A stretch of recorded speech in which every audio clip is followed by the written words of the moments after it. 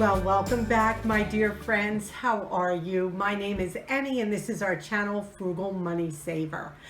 I am so happy you came back to spend some time with us. And if you are new here, see that little button down below? Come on in and subscribe. We would love to have you be part of our family. Today's video is super fun. As usual, I try to make it fun anyway. But what I want to share with you are tips that when you do have to go out into our great big world and shop for something, you're not going to pay full price for it. Because I know a lot of times I say to you, don't spend, but of course there are times when we do have to spend. So if this sounds interesting to you, stick around. Give this a great big thumbs up if you enjoy it, and let's get started. All right. One of the basics of frugality is we try to spend as little as we can. And that's a good thing, because then the extra money, we can buy other things that we need, we want. We can pay off debt, we can put money toward a new car, a home, whatever it might be that you're saving for. So those times when we have to go out and buy things, I want to share with you some tips. Now these are pretty specific, but think of them as like a general rule for everything, if that makes sense. Dixie agrees. Oh, okay, I'm good to go. Dixie says it's okay. So let me explain. First thing, when you go to purchase something, and I'm going to give you some tips, which means that you're going to have to possibly speak to a salesperson or a representative, things like that. Don't be embarrassed to speak up. I cannot tell you how the first thing we need to do is realize we are not asking for something for free. We are not stealing. We are just inquiring. We're asking basic questions about an item that we want to purchase that could possibly save us some money. Number one, we need to get over ourselves. Put that embarrassment away. Put that, oh, I can't talk to anybody. They're going to think I don't have any money. Let them think what they want. You know you're in good shape. You know what you're doing. It's all positive. All we're doing is asking a question. Okay? Number two, you have to go out and buy a major appliance. It's a stove, a refrigerator, something like that, and we all have to do that. That's a necessary expense. Look when you go to price your items and look at them. Ask if there is any models that are available that are considered scratch and dent. What is a scratch and dent? And I quote, "This is a scratch and dent. They're fresh off the assembly line, unused, and function as designed. The only difference is that their external packaging was damaged at some point." Which means maybe if it's a refrigerator, there'd be a slight little dent in the side. Well, maybe that's the side that's up against a wall, or maybe that's near a cabinet and you're never even going to see it. Or it could be the back end of a stove, the back corner of a stove that maybe has a little slight dent in it, but it's going up against the refrigerator like ours, and you would never see it. This will save you hundreds. The only questions you need to ask is, does it come with the same warranty? Which they're going to say yes, but always, always ask. And if you can handle a tiny little blemish on a major appliance, and these are not like walls or caved into the refrigerator, nothing like that. It's literally either a little scratch or a little dent. And if you can handle that, you can save yourself hundreds of dollars on major appliances when you go to buy them. Okay, I do have my notes, so you know I look down.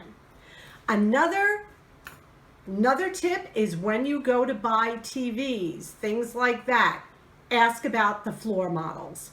Our TV, Paul, what is our TV? Samsung. And how long have we had it? What year is it? Do you know? Oh, I don't know. Years. Years. I mean, literally, I'm not talking 5 years. I'm talking more like 10. HD, LED. Right? Okay. Yeah, when it was all the bells and whistles. When it first came out, we went in and there was a floor model. The salesperson said it was the end of the year and they were clearing the end of the year models out for the next year. I said, well, we love this TV. He said, that's the last one left. I said, well, will you sell us the floor model? If you have no more, you don't need the floor model. He was like, yeah, why not? He said, but there's no book that comes with it. And Paul said, that's fine. He said, because we'll go online and just print the book out if we need it. You know what I mean? What kind of? The manual. The manual. And there's no box. And there was no box. Just a TV and a remote. So just a TV and a remote. Well, like 10 years later, honestly, we've had this TV forever. Not one problem with it. So ask about floor models. Ask if the same warranty would come with it that a new TV came with, and ours absolutely did. We got a full warranty. We never had to use it, but it came with it, so it didn't come in a box. They wrapped it in bubble wrap for us before we took it out, and they gave us the remote, and it's been going strong ever since. So ask about floor models. It will save you hundreds. Okay, another one. Let's shift now to food. I always talk to you about checking out clearance racks, discounted produce, things like that. That is big on my list. And another tip that I don't know if I've ever talked to you about is when you go to the deli and ask if they have any end cuts of their meats or cheeses that they would be willing to sell you at a discount. Because after the meat and cheeses get to a certain width, I guess, height, whatever, thickness, they can't slice them anymore. So they usually will take them and put them aside. Ask how much per pound if you were to buy a chunk of that cut down meat or cheese. Just make sure it's fresh. That's what you want to ask them. But they make a great accompaniment to salads, to soups, to sandwiches, whatever it would be. You can cube it, you can shred it. There is a million things you can do with this. And it is a deep discounted price usually that they will give it to you for. And again, check those clearance racks. I am going to put a little clip here. It's just like a, I don't even know, 20-second clip that I did from a video. But this is what can happen if you are diligent about checking those discount racks. Look at me here. I am actually giddy with excitement right now. Okay, giddy. I'm like hysterical. I want to start screaming in the store, but I'm not going to. Look at these rolls. They're yesterday's rolls. Look how much they are. Can you see that? A penny for that bag, a penny for this bag. And it is just filled. I'll show you when we get home. Oh my gosh, I look at that. And I'm not kidding. I was losing it in the store. I'm like, a penny, a penny. I wanted to shout. You know, people are looking at me and, you know, Paul's patting me on the back. Calm down. I was so excited. But that's how it pays off. A little bit of perseverance, and you never know what you're going to find on those discount racks. And that saves you a bundle of money. Okay, another one. Home decor. We all love to redecorate. We all want to spruce up. We all like to switch out little things just to make our decor look fresh and new. A very expensive item that can change the look of a room is a lampshade. I know, a lampshade you're thinking, but honestly, it can and it does. I love table lamps in my living area. I just like the warmth of the light they put out, and shades are expensive. So what Paul and I do is we scout out thrift stores for shades constantly. We have some beautiful vintage lamps. One was Paul's grandmother's lamp. It came with a shade, but the shade was ripped. It had a hole in it. And I said, but we want to keep the integrity of the lamp. We don't want it to look modern and fake. So what we did was we found a cloth covered shade in Goodwill for $1.99. And I'll show you a picture of it here.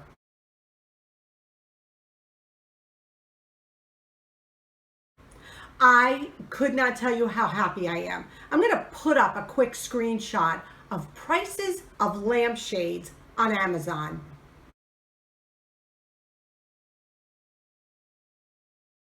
Did you see those prices? And lampshades are so unique. Each one can be so different, and if you find one that's vintage or antique, it will just change the look of your whole lamp. And that is a great way to just bring new life into a room. Another inexpensive thing, or so we think, are throw pillows. Throw pillows in different colors and patterns can totally change the look of your rooms. On a couch or a settee in a living room, on your bedspread, whatever it may be, throw pillows really add a pop of color and design. But they are expensive. Have you ever priced out a fairly decent quality throw pillow? Ridiculous price. Well, right now, what I'm going to do is show you with some inexpensive fabric how you can have a different throw pillow every month of the year, every season, whenever you feel like changing it up. And the best part of this, no sewing required. Zero zip, none. Because Emmy is not a seamstress. I can literally maybe like put a button on, but that's as far as it goes. But this is a no-sew technique to transform any pillow you may already have in your house. So take a peek. Frugal throw pillows. Is there such a thing? There sure is, and I'm going to show you how. Throw pillows are expensive, but I'm going to show you a way to take an average throw pillow that you probably already have around the house and make it into a wonderful decor piece. We like to change our throw pillows with the seasons, with the holidays. How do we do that? I'm going to show you how. Fabric is inexpensive. When you buy fabric on clearance, you find it in Goodwill, you find it marked down at Walmart after the holidays, pick it up, and this is what you can do with it.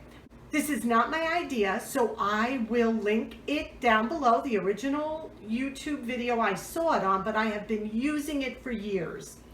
What you're going to do is take approximately a yard of fabric. I am not a seamstress, so don't hold me to the exact measurement, but you will know by the size of your pillow.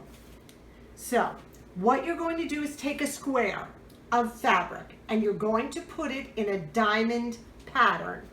Lay it flat. You're going to take your pillow, an average, I don't even know, I've had this for years, throw pillow. And what I'm going to do is take it and I'm going to fold this up just like this, almost like we're wrapping it.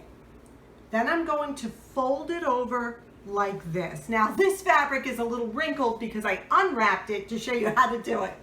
And then I'm going to take this corner, move it over, but I'm going to tuck it in because I want a little bit more of a polished look back here. So there we go. This is no sew, which is perfect for me because, like I said, I don't sew. So you're going to take both corners, just like you're wrapping a gift, and you're going to bring that over. And you're going to do the same thing over here too.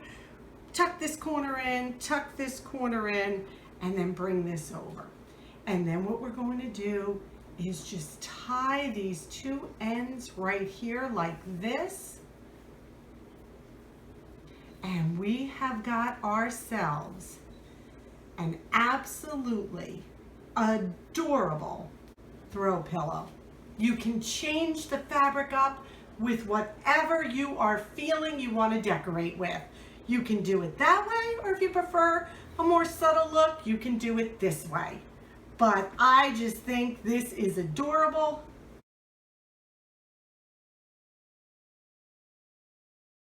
That has got to be one of my favorite frugal decor techniques I use in this home. I have pillows everywhere. You can ask anyone, and they're always wrapped in a different color piece of fabric, and I have them for the season. It's just something fun, and it changes the whole look of a room for a minimal amount of money.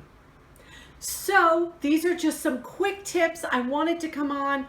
give you something to encourage you with, that when you do go out there, you don't have to pay full price. Using just a couple of these techniques, ask if there's a lower price. Inquire if there's a scratch and dent, a floor model, look for pieces of fabric, look for that discounted food. It all adds up in the end to be able to spend money on what you want to spend it on, not what society tells us. So until our next video, you know we love you. You know you are nothing but a blessing to us. So be well. I wish you peace. I wish you blessings. Until our next video. Bye-bye.